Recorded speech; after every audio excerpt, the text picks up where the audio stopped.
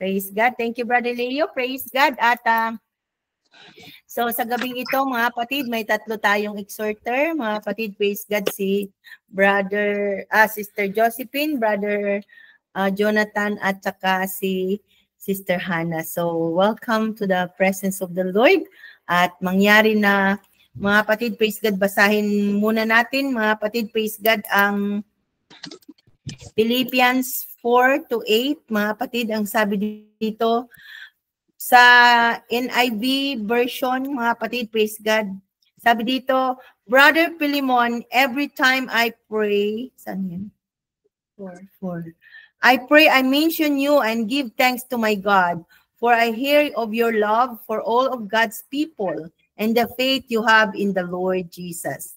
My prayer is that our fellowship with you as believers will bring about deeper understanding of every blessings which we have in our life in union with Christ. Your love, dear brother, has brought me great joy and much encouragement. You have cheered the hearts of all God's people. Praise God. Tama na yun.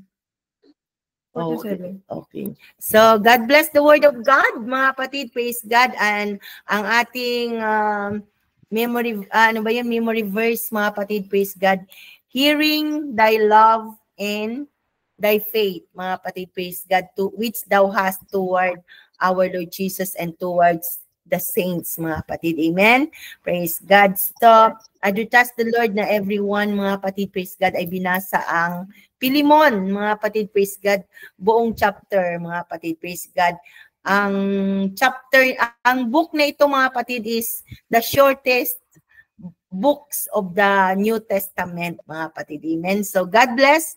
Kapatid, praise God. Unahin natin si Sister Josephine na mag-exhort ng salita ng Diyos, mga kapatid. Amen. So, revive us, Sister Josephine. God bless you. Praise God. Tama po, ang sinabi po ni Pastorada, Book of Philemon po, ito po ang pinaka-shortest na book po na isinulat ni Apostol, mga kapatid. Amen. At alam niyo po ba ang meaning ng pangalang Philemon po? Ay mapagmahal. O, may alam na kayo. Ang name ni Apostol, ni Philemon po, ibig sabihin po ay mapagmahal. Amen. Si Philemon po, ito po, kunting idea lang po. Sa Philemon po, may tatlong main character po dito sa sa Philemon, sa Book of Philemon. Una si Philemon, sunod yung alipin niya si Onesimo, kung nabasa niyo, at pangatlo po si Apostol Pablo po. Amen. Ito po si Philemon po ay siya po ang nagmamay-ari sa aliping si Onesimo po. Amen. At alam niyo po ba ang meaning po ng pangalang Onesimo? Kapaki-pakinabang. May natutunan na po tayo, ha. Kapaki-pakinabang po ang name na Onesimo. Amen. Sa pagmiministeryo po ni Pablo sa Efeso, doon po sila nag-meet po ni Philemon po at doon po nakarinig ng ebanghelyo si Philemon po sa Efeso po. So, kay Apostol Pablo po siya na unang nakarinig po about sa salita po ng ating Panginoon, mga kapatid. Ito po si Onesimo po, kunting idea lang po about sa mga karakter nito po. Si Onesimo po ay alipin po ni Philemon at tumakas po siya sa kanya kasi nagnakaw daw. Kaya pumunta siya sa Roma. Din sa Roma po, nagkita sila ni Apostol Paul. Bakit sila nagkita ni Apostol Pablo? Kasi si Apostol Pablo, nasa kulungan siya nung nasa Roma siya. So, ibig sabihin, nagnakaw naman siya ulit sa Roma. Kaya nagkulong siya. Kaya nagkita sila ni Apostol Pablo. Yun po ang ang mga isip-isip nang nabasa ko po. At doon po sa loob po ng bilangguan po, siniran ni Apostol Pablo ng salita ng Panginoon si Onesimo, hanggang na-baptize po siya at hanggang naging follower po siya ng ating Panginoon, mga kapatid. So, sinulatan po ni Apostol Pablo yung amo ni Onesimo si Filemon na ibabalik ko na si Onesimo sa iyo, hindi na bilang alipin mo, kundi isang kapatid mo na. Kapatid mo sa pananampalataya at sa gawain ng ating Panginoon. Yun po. Pero balik po tayo sa ating focus po. Nagbigay lang po ako ng idea po about kay Onesimo po at kay Filemon. Sa ating focus verse po, sabi po doon sa verses 4 to 7 po, sana nabasa po natin. Nagpapasalamat akong lagi sa aking Diyos.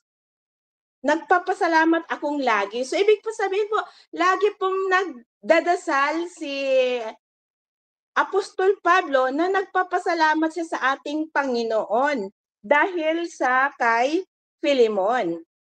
Sa verse 5, sa pagkabalita ko ng iyong pag-ibig at ng pananampalataya mo sa Panginoong Hesus, hindi lang sa Panginoong Hesus, kundi sa lahat ng mga banal o kasamahan niya o sa mga kapatiran sa iglesia. Sa 6 po, upang ang pakikipagkaisa ng iyong pananampalataya ay maging mabisa sa pagkaalam ng bawat mabuting bagay na nasa iyo at kay Kristo. Mga kapatid, sa verse po ay naglalarawan sa patuloy po na pagsasagawa ni Apostol Pablo ng pasasalamat sa Diyos at sa pagbanggit kay Filemon sa kanyang mga panalangin dahil sa pag-ibig ni Filemon sa Panginoon at sa mga kapatiran sa iglesia at higit sa lahat sa kanyang pananampalataya sa ating Panginoon, mga kapatid, kay Kristo. Ipinahayag ni Apostol Pablo ang kanyang kagalakan mula sa pag-ibig ni Filemon na nagpaginhawa o nag-refresh o nagpa-renew po na nag-renew po ang mga mind po ng mga kapatiran po dahil po sa nakita po nila sa kilos po at sa gawa ni Filemon po ay na-refresh po ang mga puso ng kanyang mga kapatiran sa iglesia, mga kapatid. Amen. Kaya po laging nanalangin ng si Apostol Pablo na nagpapasalamat po siya sa buhay ni ni Filemon po dahil sa kanyang pagmamahal sa ating Panginoon at sa lahat ng mga kapatiran po sa iglesia. Amen. Ang pasasalamat ni Pablo ay nagmula po sa pagkarinig niya tungkol sa tunay na pagmamahal ni Filemon kay Hesus at sa mga mananampalataya, mga kapatid. Ang pag-ibig at pananampalataya ni Filemon ay hindi lamang personal, ngunit may nakikitang epekto sa iba, mga kapatid.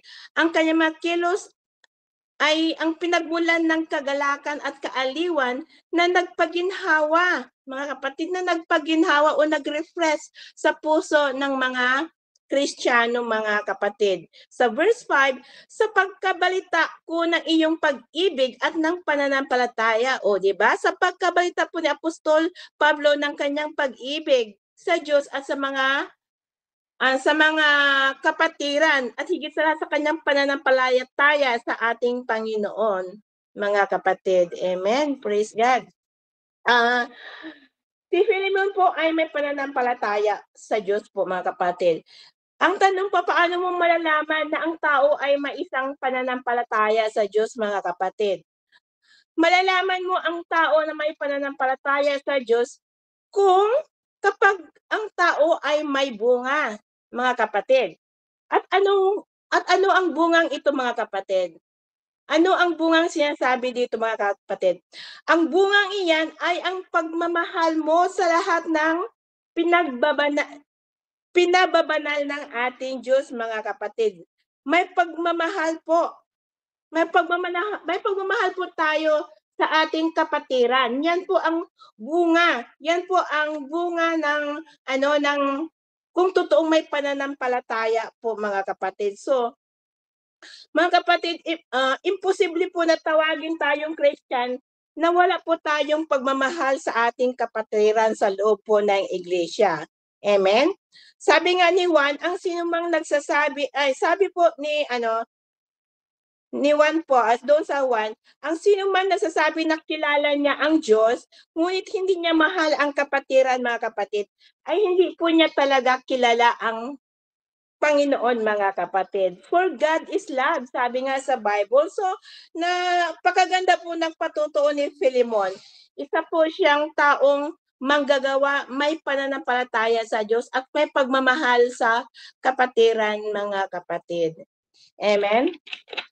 So, mga kapatid, ang matutunan po natin dito po ay kung paano po manalangin si Apostol Pablo, mga kapatid. Amen. Na siya po ay mapagpasalamat sa ating Diyos, mga kapatid, na lagi siyang nanalangin para sa iba. Amen. Ang pasasalamat po ni Pablo ay nakabis po sa kilos at katangian po ni Philemon, mga kapatid.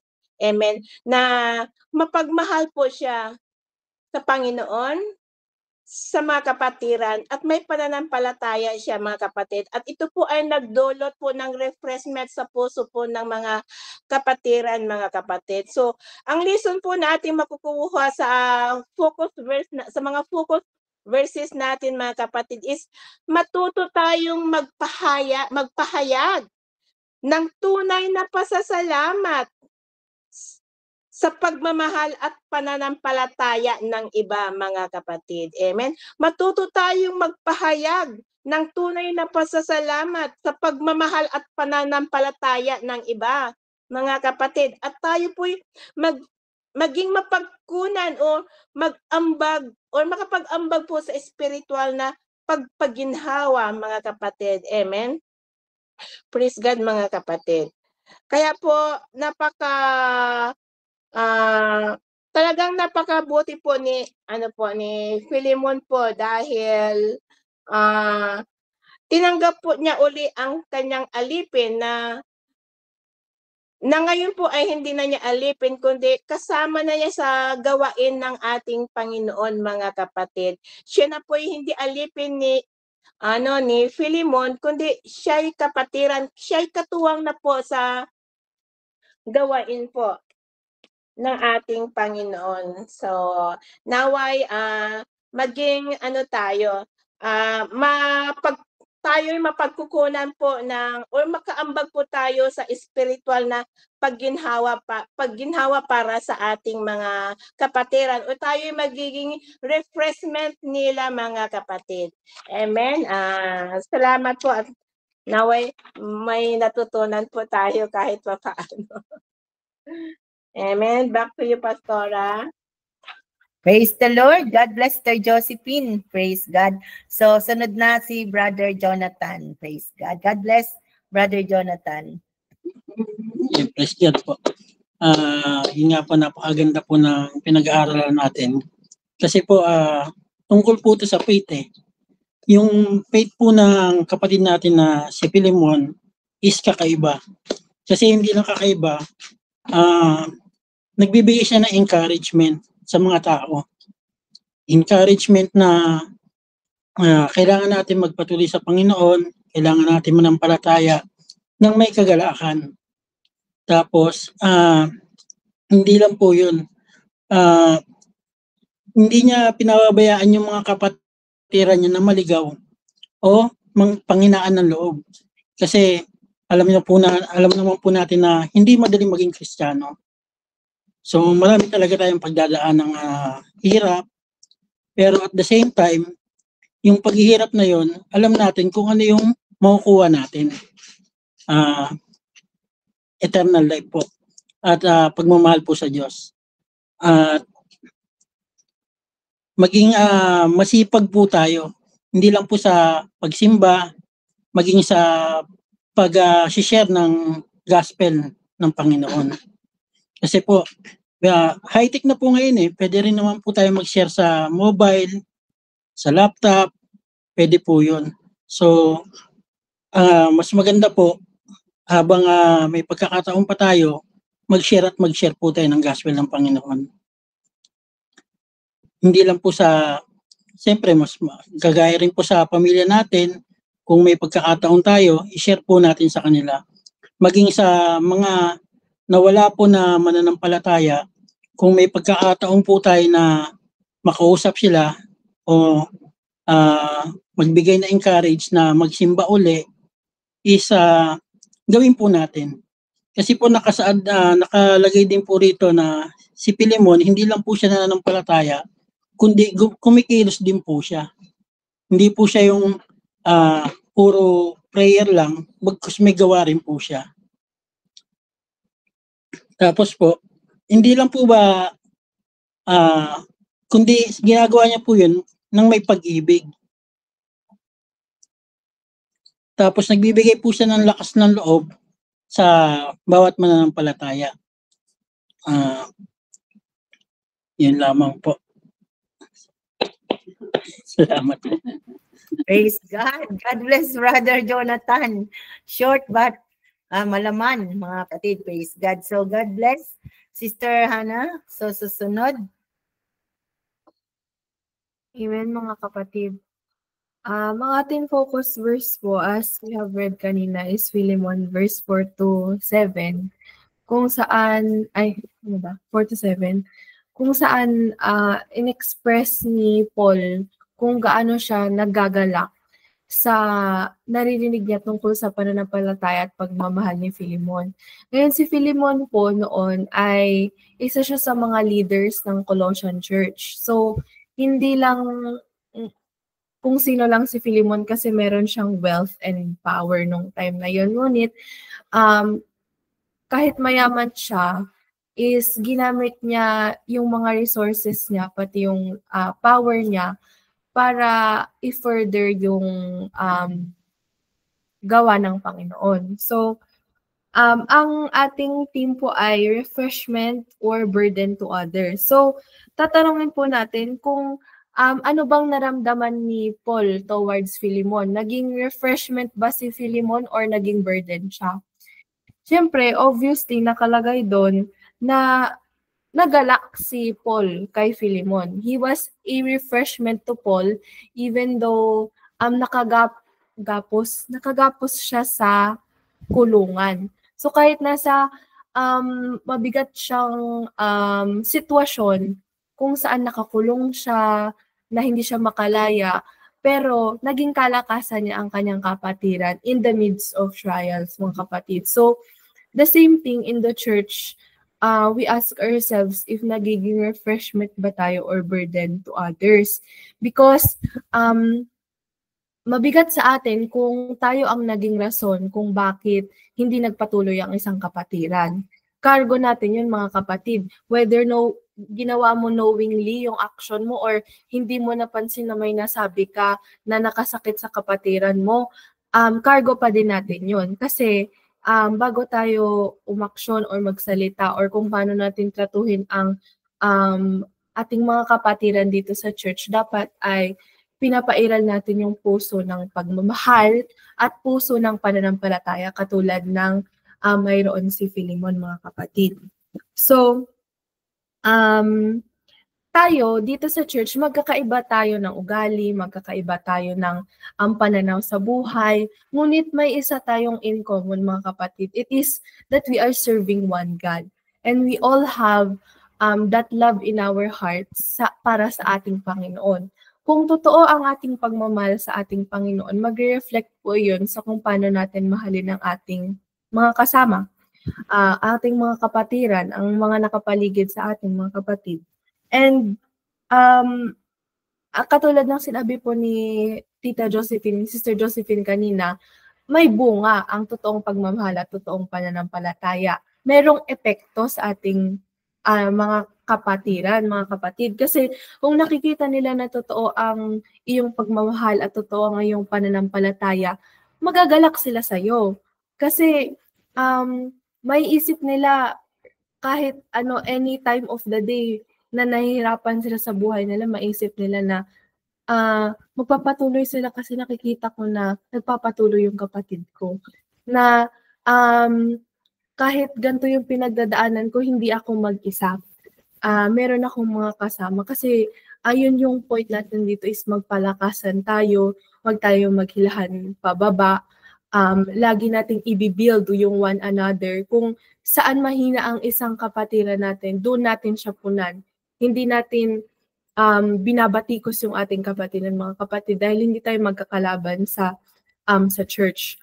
So, God has given us to each other to be a source of strength, katulad ni Philemon to Paul, mga kapatid. At doon din sa Philemon is talking about forgiveness and welcoming, mga kapatid. Kasi nung nabanggit ni Sister Josephine si Onesimus, mga kapatid, na runaway slave ni Philemon back then, ang sabi ni Paul, kung anumang nagawa niyang kasalanan sa iyo, ay i-charge mo na lang sa akin.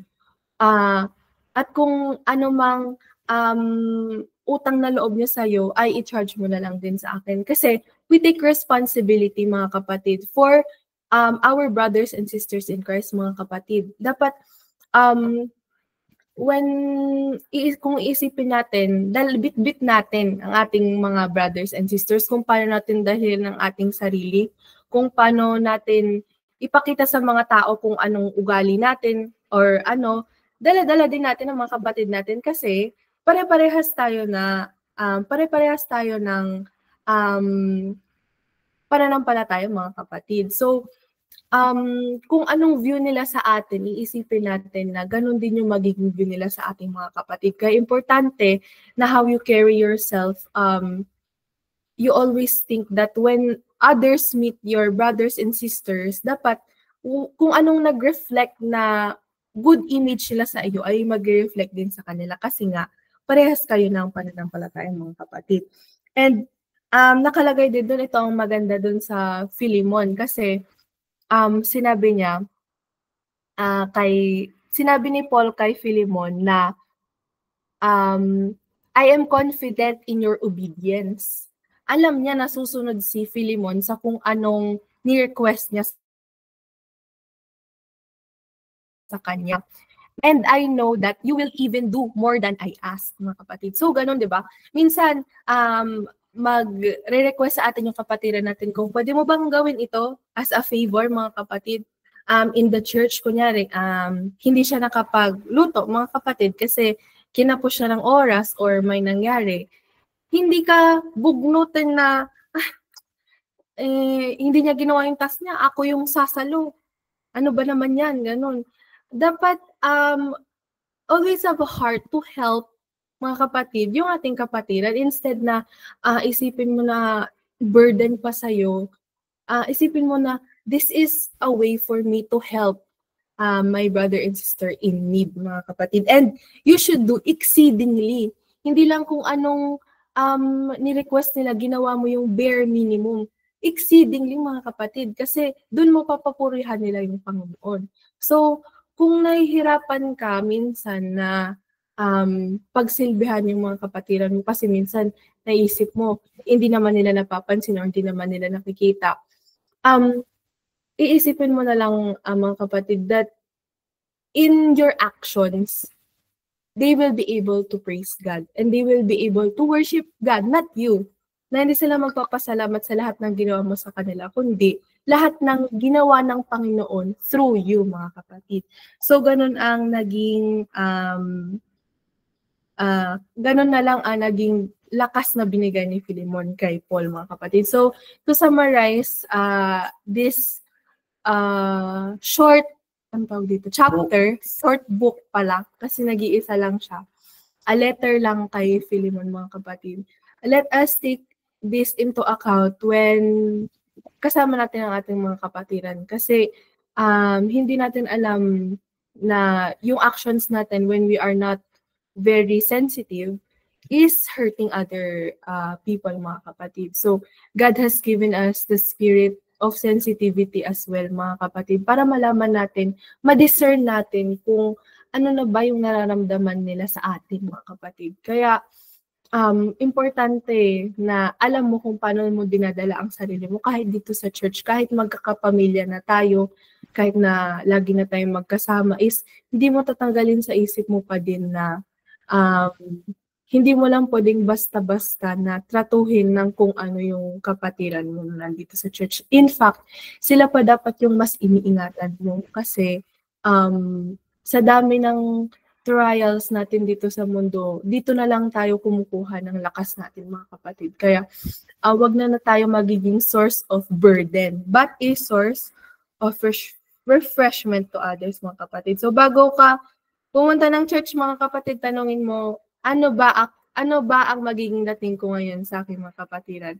I will be a refreshment or a burden? Kung refreshment ka, alam mo na kung anong gagawin mo, kapatid. So, yun lamang po. To God be the glory. Amen.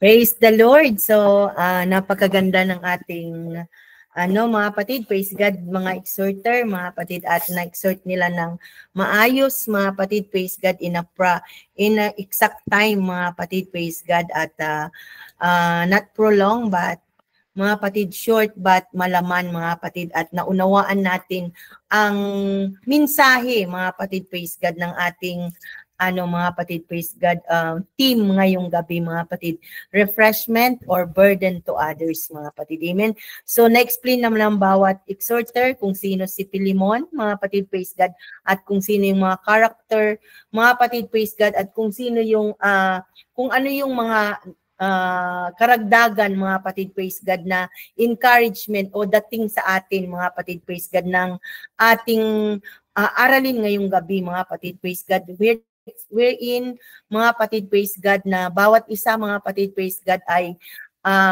angkinin na natin, mga kapatid, praise God, sa ating mga buhay na pakanasain natin, mga kapatid, na we are the refreshment of each one of us, mga kapatid. Bali, encouragement, mga kapatid, praise God, joy joy tayo ng bawat isa, mga kapatid. Hindi tayo, mga kapatid, praise God, maging laglag ng balikat, mga kapatid. Amen? Praise God, kung mayroon tayong mabalitaan na ganito, mga kapatid, malalaglag talaga yung balikat natin. Tas parang mga kapatid, praise God, hindi naman manghihina, kundi yung mabigat yung loob mo hanggang sa iiyak ka na naman sa Panginoon, mga kapatid. Yun yung ginawa ni Paul, mga kapatid. Amen, na pag may nababalitaan siya, mga kapatid, praise God, iniiyak niya. Kaya nabanggit na ni Sister Joseph, prayerful, mga kapatid, ang isang aral na makukuha natin dito sa ating reading and meditation sa Philemon, mga kapatid. So, ang aking maidadagdag na, mga kapatid, praise God, ay yung tayo ngayon, mga kapatid, praise God, na mananampalataya na sa Panginoon, mga kapatid. Sabi nga doon sa memory verse natin na hearing, mga kapatid, praise God, ano yung naririnig nila sa iyo, mga kapatid? Naririnig ko sa iyo ay yung pag-ibig mo at pananampalataya mo sa Panginoon. Di ba ang sarap yun, mga kapatid, praise God, na maisip, maalala na, uy, si ganito, ang pag-ibig niya talaga sa Panginoon ay malaki kasi kaya niyang isacrifice ang sarili niya, mga kapatid, praise God, na kahit ano pa man, mga kapatid, praise God, ay nangunguna lagi ang Panginoon, mga kapatid. So, yun yung laging masayang alalahanin, di ba? Pag inisip mo ang bawat isa, imimeditate mo ang bawat isa, aalalahanin mo, mga kapatid, praise God, ang paglago, mga kapatid, praise God. So, natutuwa ka, mga kapatid, praise God, na lumalago itong kapatid kong ito, mga kapatid, praise God, nagiging kalakasan na sa church, nagiging, mga kapatid, praise God, kahati na, mga kapatid, praise God, sa gospel ng Panginoon, mga kapatid. Kaya may 10 akong ibibigay, mga kapatid, praise God, na nakuha ko sa buong chapter ng Philemon, mga kapatid, which is, mga kapatid, praise God, i-personalize natin ito, mga kapatid, praise God, the identity, mga kapatid, yung identification natin na mananampalataya, mga kapatid, praise God. First of all, mga kapatid, praise God, na sabi ni Paul, mga kapatid, prisoner of Jesus Christ. Tayo mga kapatid ay bilanggo na kay Kristo. Hindi na tayo bilanggo ng mundo, mga kapatid. Amen. Bilanggo na tayo ng ating Panginoon. Ibig sabihin, pag bilanggo na tayo ng Panginoon, mga kapatid, praise God, ay sumusunod na tayo, mga kapatid, kung ano yung gusto ng Panginoon. Mga kapatid, nakakulong na tayo sa tahanan ng Panginoon, mga kapatid. Amen. Na hindi na lumalabas pa sa Panginoon, mga kapatid. Amen. Second, mga kapatid, we mga kapatid, we are brother and sisters na, mga kapatid. Hindi na natin ituturing ang bawat isa na enemy or mataas ka sa kanino man. We are brothers. Pantay-pantay na tayo, mga kapatid. Amen. Yan ang tatandaan natin, mga kapatid. Praise God. Kaya, mga kapatid, praise God, we are not enemy. We are brother and sister, mga kapatid. Amen. And the next, mga kapatid, is dearly beloved, mga kapatid. Amen. We are special. Kailangan dearly beloved na ang bawat isa, mga kapatid. Hindi yung kunting bagay lang, mga kapatid. Praise God. Kala mo kung sino na, kung makasagot sa bawat isa, mga kapatid. Nandyan pa rin ang respect ng bawat isa. Trust ang bawat isa kahit na ano pa man yan, mga kapatid. Minsan, kunting bagay lang, mga kapatid, kung makasagot ka, para mo nang aapakan yung kapatid mo, mga kapatid. Amen. Alalahanan natin, mga kapatid, we are brother, not enemy, mga kapatid. Hindi tayo magkakaaway na kasi tayo na ay magkakaisa sa Panginoon, mga kapatid. And then, sabi ni Paul, mga kapatid, we are fellow laborer, mga kapatid. Tayo daw, mga kapatid, ay fellow laborer. Saan, mga kapatid? Sa gospel, mga kapatid, sa pananampalataya, sa pag-ibig, mga kapatid. Amen. Kaya nabanggit ni Sister Josephine, kailangan may bunga, mga kapatid. So we are fellow laborer, mga kapatid, not a competitor. Hindi tayo kakumpetensya ng bawat isa, mga kapatid. Kayo ay laborer, mga kapatid. Amen. And then, sabi ni Paul, mga kapatid, we are fellow soldier, not enemy again. Lumalaban tayo sa mali. Lumalaban tayo si dimatuwid, mga kapatid. Amen. Yun yung we are fellow soldier. Tayo ay mga sundalo, mga kapatid, na ang lalabanan natin yung mali, mga kapatid. Hindi mga kapatid, praise God, kung kahit na mali na, mga kapatid, praise God, yung pa rin ang kakampihan mo, mga kapatid. Amen. Hindi, mga kapatid, at sa mga kapatid, praise God, pag ano nang mali, mga kapatid, praise God, is with love again and faith, mga kapatid. Amen. Laging may kalakip yung pagmamahal at faith natin, mga kapatid. Amen. And next, mga kapatid, is begotten, mga kapatid. Nabanggit yan, mga kapatid, begotten, mga kapatid. We are a children of God na, mga kapatid. Kaya yung address ni Paul, mga kapatid, kay Philemon, mga kapatid. Kaya pinakita, mga kapatid, na tignan mo yung identification mo na 10 bagay.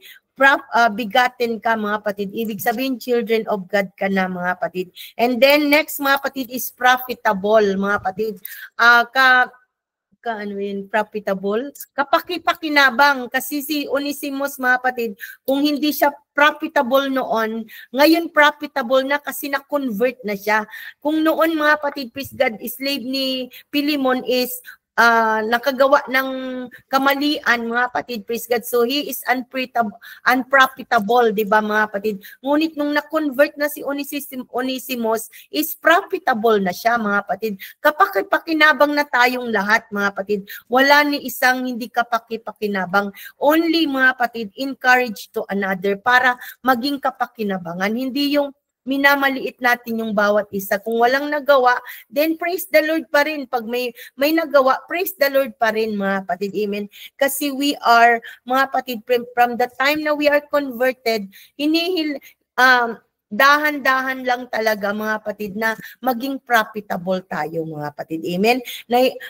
Profitable means, mga kapatid, praise God, na very useful tayo. Hindi lang palamuti, hindi lang din tayo nagbubutas ng upuan, di ba, mga kapatid? Amen. Profitable na, may ginagawa na tayo, mga kapatid. Amen. Praise the Lord. At yung mga ginagawa natin, mga kapatid, praise God, is i-excel natin lagi. Sabi nga ni Sister Hannah, mga kapatid, nabanggit ni Paul kasi, mga kapatid, na more than, mga kapatid, praise God, of us, mga kapatid, pag may inassign sa atin, mga kapatid, praise God, i-excel natin yun, mga kapatid, hindi, mga kapatid, praise God, kung ano-ano lang, mga kapatid, amen. We have to excel it, mga kapatid, amen. So next, mga kapatid, we are the minister of the gospel na, mga kapatid. Not contradict of the gospel na, mga kapatid, yung ginagawa natin, yung sinasabi natin, mga kapatid, amen. We are a minister of the gospel of our Lord Jesus Christ na, mga kapatid. And next, mga kapatid, is saints, mga kapatid. Kaya sabi doon, mga kapatid, natutuwa si Paul, mga kapatid, na naririnig niya ang pagmamahal ni Pilimon sa mga saints. So we are all the saints. Kaya nga, mga kapatid, praise God, saints na tayo, servant of God na, mga kapatid, amen. Kaya ibig sabihin, pag saints ka na, iisipin mo na laging maging refreshment ka, mga kapatid, hindi na burden. Hindi ka na outsider, mga kapatid, praise God. Saints ka na ng Panginoon. And then last one is partner, mga kapatid. We are partner. Kaya sabi ni Paul kay Pilimon, we are partner, mga kapatid. And ibilang mo din si Onesimus na partner, mga kapatid, amen. We are not enemy again, mga kapatid, praise God. So tatandaan natin, mga kapatid, praise God, ang 10 identification natin na kung saan, mga kapatid, praise God, maluwag sa puso, mga kapatid, na tanggapin ni Pilimon, mga kapatid, si Onesimus, kasi inexplain na lahat ni Paul, mga kapatid, kay Pilimon, mga kapatid, amen. Praise God. At mga kapatid, praise God, yung katangian na nabanggit dito sa Pilimon ng refresher, mga kapatid, yung, ano yung refresher? Maging pagpapala, mga kapatid, praise God, yung maging hindi ka burden, mga kapatid, ikaw lagi ang kasiyahan, ikaw lagi, mga kapatid, praise God, ay katuwang na, mga kapatid, praise God. Yung katangian, mga kapatid, ng refresher, mga kapatid, is number 1, willingly. Pag may ginagawa ka, mga kapatid, praise God, willingly ka, hindi ka nabibigatan. Kaya bawat ginagawa mo, mga kapatid, wag nating lakipan ng complain. Willingly, ginawa mo yan willingly. Kailangan kong pagtiisan ito talaga dahil gusto kong maging pagpapala sa kapatid kong ito. Hindi yung gumagawa ka, tas ang daming complain, di ba? No, hindi maging kalugod-lugod sa Panginoon at wala tayong gantimpala, mga kapatid. Lagi kong naiisip, mga kapatid, amen, at ito yung laging pinapaalala ng Panginoon, mga kapatid, na sa bawat ginagawa natin, may reward yan. Di ba? May reward. Hindi man sa iyo, mga kapatid, amen, gagawin yan sa pamilya mo, mga kapatid. Kaya bawat ang isang katangian ng refresher, mga kapatid, is willingly. Lagi kang willingly to do something good, mga kapatid, to your brethren. Next, mga kapatid, is nabanggit na doon sa ating memory verse, with love and with faith. Kailangan by faith, gagawin ko ito kasi sa pananampalataya ko sa Panginoon. Hindi ko ito gagawin dahil may reward ako or mayroon akong magigain, pagpapalain din ako ng ganito ni sister, gagawin ko ito kasi mayroon siyang maibabalik sa akin. Hindi, wag tayong mag-asam lagi ng maibabalik, mga kapatid, amen, kundi gawin natin ang lahat, mga kapatid, praise God, with love and with faith. Next, mga kapatid, is with joy. May kagalakan, mga kapatid, kasi nabanggit yan lahat dito ni Paul sa Pilimon, mga kapatid, na with joy lagi, mga kapatid, amen.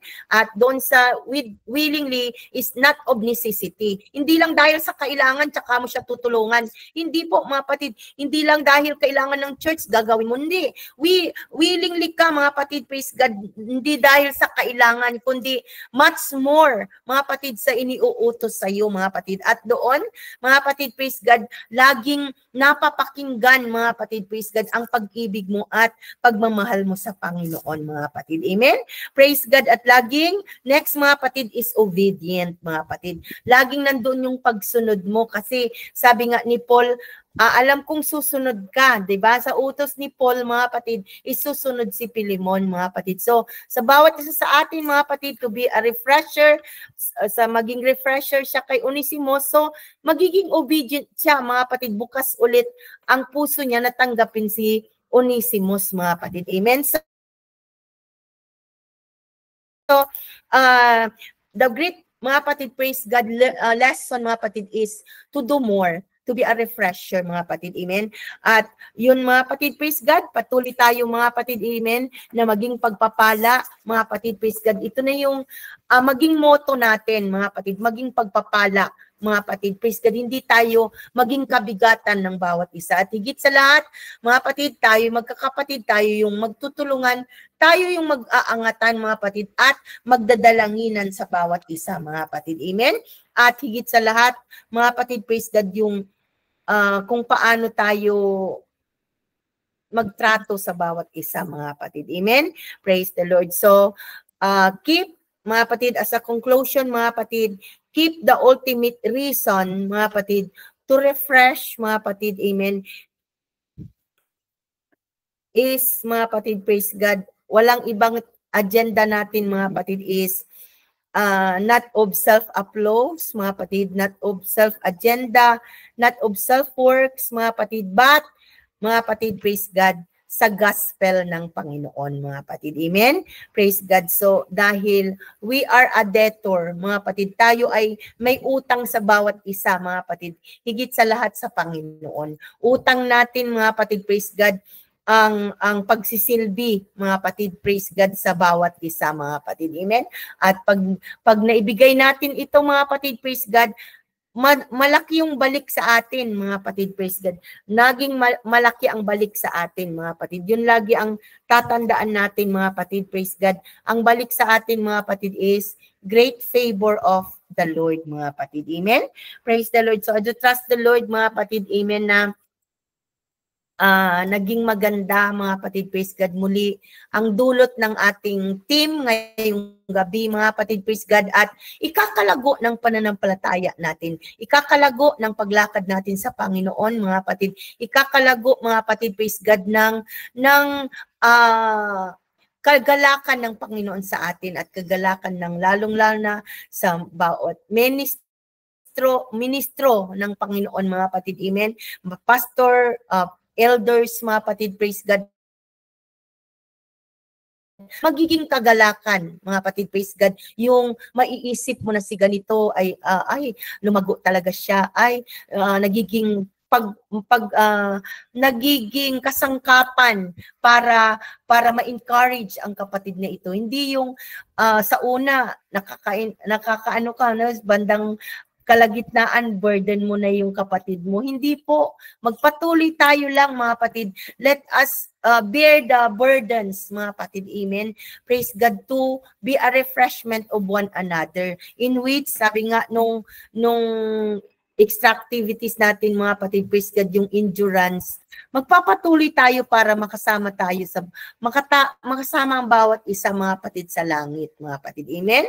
Praise God. At lagi, mga kapatid, praise God, na lalago po, mga kapatid, praise God, ang iglesia ng Panginoon, mga kapatid. Amen? So, God bless everyone, mga kapatid, praise God. Salamat sa Panginoon, mga kapatid, amen, na ngayong gabi, mga kapatid, praise God, ay sama-sama tayo sa presensya ng Diyos, mga kapatid. So again, let us shout, magiging refresher ako, mga kapatid, amen. Magiging refresher ako simula ngayon, mga kapatid, amen. Iisipin ko na lagi pagkadating ko sa church, mga kapatid, amen, magiging refresher ako, mga kapatid, amen.